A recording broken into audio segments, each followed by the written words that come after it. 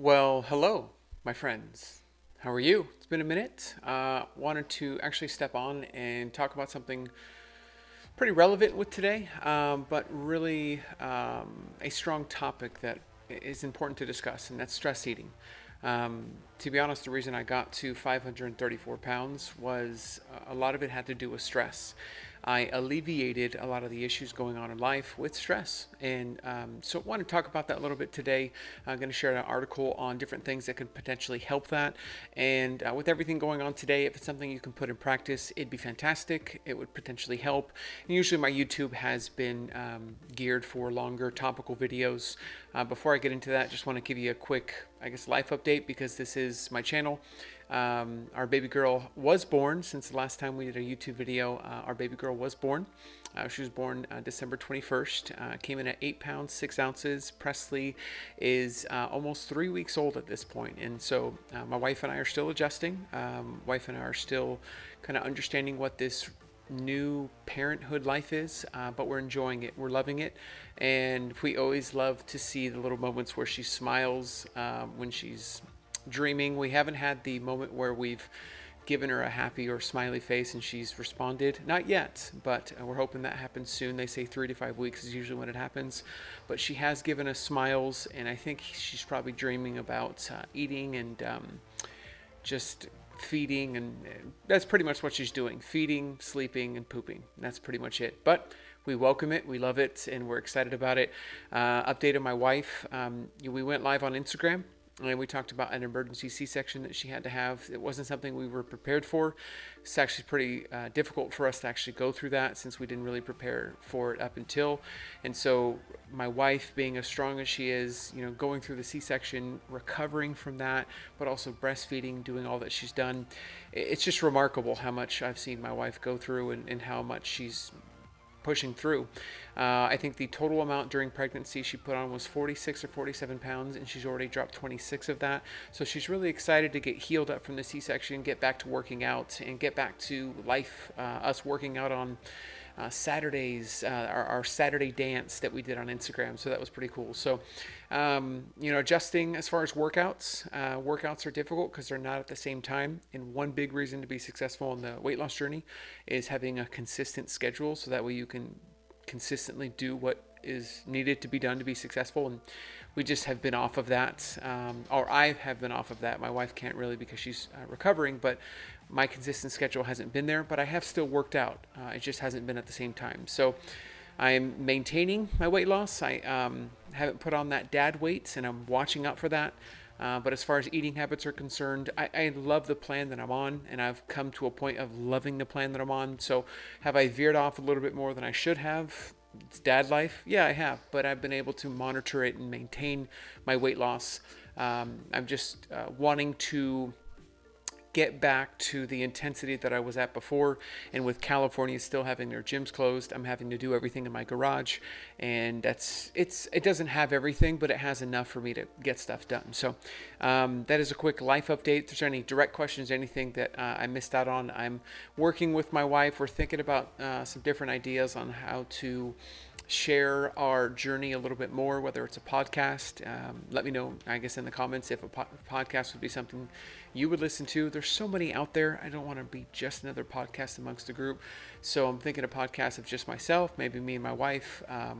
My sister-in-law, she's a health coach or certified health coach.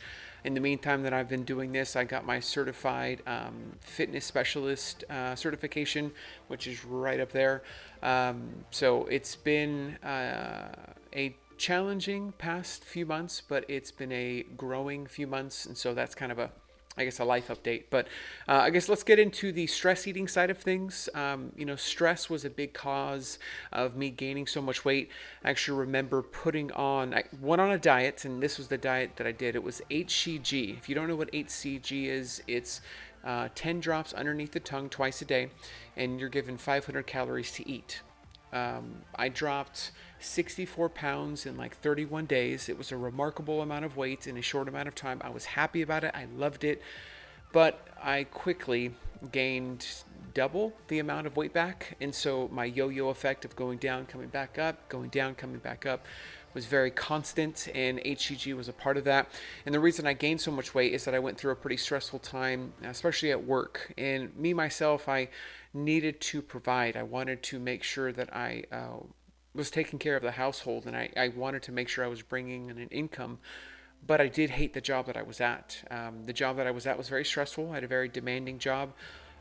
The I guess boss that I was under ended up being reprimanded when I was no longer with the company for physical altercations, and it got a whole lot messier than I ever found out about. But it was a very intimidation atmosphere, and so I was stressed out every single day. And for me, what I would do is leave work, and I knew that there was a Taco Bell. Shout out to Taco Bell. Probably had about 6,000 calories in one sitting with you, so shout out to you. But I would immediately get Taco Bell. I would eat Taco Bell on the way home, and mind you, this is after 4:30 p.m. I haven't even spoken about. If you've seen my prior videos, I talked about McDonald's, 13,000 calories before 9 a.m. I mean, I'm just adding up the multiple areas of landmines that made me destructive to get to 534 pounds. But after 4:30, I knew if I went to Taco Bell, I could enjoy the chalupa. I could enjoy the nachos Bel Grande. I can enjoy the 7-layer burrito. Shout out to the 7-layer burrito. They no longer have it, so limited edition. I don't know. But I could enjoy that stuff. But as soon as I got home, I finished that. And then I went into snacking and waiting for dinner to be prepared. And then I went into dinner. And a lot of that was time away from work, time away from stress. And so I got to dive into food and dive into whatever made me feel better. At the end of the day, food makes us feel better. It just gives us a comfort. It tastes good. It's just good. And so my problem was I wasn't managing the stress properly. So I was diving into food, which made me feel great. And I think the big transition and kind of mental clarity that I went through was finally addressing that food isn't bad, but organizing my food throughout the day is going to be the best way for me to be successful. So instead of driving to Taco Bell to alleviate stress, is there something else that I can do? And there's a couple things that I did to kind of help me, and hopefully these are tips that can probably help you. In regards to stuff in your house, if you're stressed out, if you're worried about what's going on, if you're concerned and you've got something in the house that you could binge and just completely fall off your plan, it's going to happen. If it's in the house, it's going to be eaten. For me, I rarely keep things in the house that are off plan, but if there is something in the house that is off plan, like my mother-in-law brings cookies, ice cream, something like that, I have a separate cabinet in my house that's just for foods that are within my plan. So I know that I stick to that cabinet, I'm going to be successful. One big thing, and this is kind of something I'll mention, but there probably needs to be a separate video altogether about it. It's mindful meditation. And if you don't know too much about mindful meditation, and I immediately heard about mindful meditation and said, I'm not a Buddhist. I know that's an ignorant statement, but I heard mindful meditation. I don't meditate. I don't know how to meditate. I'm not a monk. I'm not a Buddhist. What? But mindful meditation actually can have nothing to do with spirituality, but it also can as well. In regards to it not being, connected with spirituality, mindful meditation is dedicating a time during your day to let yourself rewire yourself. And I'll explain it like this. Currently, I'm going on runs. I'm going on runs to get exercise since the gym is closed. Well, during those runs, I notice that my mind wanders. My mind wanders when I'm doing a repetitive motion over a longer period of time. And that repetitive motion allows my mind to wander, it allows my mind to drift, and so it allows me to kind of settle the worries, the concerns, the stress that I have, and it almost alleviates it. I always go for a run and I feel mentally better because I am almost exercising off the stress, exercising off the concerns and the worries. And I would say that's a big tip as far as if you're dealing with stress, dealing with a concern, is finding your mindful meditation. That could be running, that could be hiking, that could be walking, that could be walking the dog. Find something that you can detach away from the concerns and worries of life and spend a dedicated amount of time doing that and commit to that. That's the biggest thing, is committing to it. And by committing to that, you are putting yourself in a position to let your mind wander. And that's okay. Providing yourself time to think things out. I think the reason why we get so stressed out is that we don't take a breath and think things out. Why was I stress eating? is that I wasn't taking a moment to talk it out. Yes, I was in a stressful situation. Yes, I was in a very intimidating atmosphere. But at the end of the day, I'm here. I made it through that. I had the option to leave work, and I had almost had blinders because of the stress that I couldn't leave. And all these stresses, all these concerns came about in a way that I thought that I couldn't do anything about it, but I could. And I'm slowly discovering now that I could have this whole time. Um, Dedicating a time, and biggest thing I would suggest as far as dedicating time, I talk about hiking, running, all that stuff. No matter what weight you are, walking is the way to go. Walking is how I started my journey. If you haven't committed 15 to 20 minutes of walking every single day, I would do it. 15 to 20 minutes is small. It's something, if it needs to be 5 minutes a day to be small enough for you to start, then do that. But taking a moment to walk and focus on your breathing, letting your mind wander, letting the worries and concerns of life just kind of dissipate for a moment.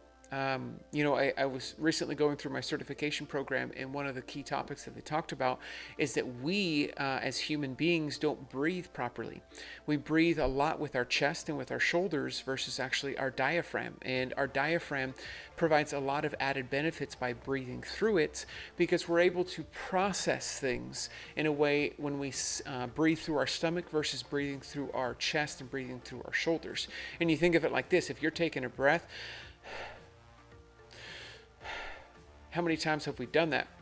When you take a moment and focus on your breathing when you're walking, or when, say, you're just sitting in the house and taking 5 minutes alone by yourself, and you're taking that moment to actually focus on your breath coming in and going out. I actually practice something known as the box breathing technique, which is breathing for 3 seconds, holding it for 3 seconds, and then letting it out for 3 seconds. Again, in, stop, out. And focusing on the box breathing. I do 7 cycles of that, and it provides so much alleviation by me breathing through my diaphragm and actually focusing on my breath and focusing on something that I can mindfully meditate on versus the active concerns and cares of stresses of life. There's stressful stuff going on if you turn on the TV. There's stressful stuff going on at our jobs and our families. There's stressful stuff going on constantly. But if you can focus on a mindful meditation state, a place where you can detach from it for just a moment and allow yourself to work through those hardships, you're going to be successful on your weight loss journey. There's actually multiple studies, and I was looking over a few articles, that those who struggle with alcohol and drug addiction have actually seen positive results as far as overcoming their addiction with mindful meditation. Well, I think I've spoken about this before. Food is an addiction. So if drugs and alcohol have shown in studies to be alleviated, that addiction has been alleviated through mindful meditation, why can't food addiction be alleviated as well? So just encourage you to look up and research mindful meditation. It's something that I've looked at myself. I'll actually share just a couple of quick tips on how to develop your mindful meditation practice. This is found on a website that I found, and I'll share my screen so that way you can see a little bit more. First one they talk about here is starting small. Choose a peaceful place in a comfortable position. Meditate at the same time every day. A consistency is going to be important. Set a timer. Don't try to control your breath. Pretty much just feel your breath leave and feel your breath come back in. Take that moment to separate yourself. Embrace the fact that your mind will wander, like I've mentioned a couple times. And if you struggle, consider guided meditations. There are multiple ones out there, but that box breathing technique is a guided meditation that I talked about. Focus on that. If you are someone that is spiritual, this is how it connects to where if you are a Christian and you want to pray and you want to dedicate time, if you're a Catholic, whatever religion you are, that prayer that you've got, that could be that form of it. I know me, myself, as a Christian, I mix my mindful meditation with prayer. And in my time and my dedication and my commitment in prayer, I also integrate the mindful meditation and focusing on my breathing. And it provides so much clarity and so much alleviation when it comes to stress eating, binge eating, food addiction, that I'm sharing about this now simply because it has helped me. So hopefully this can help you.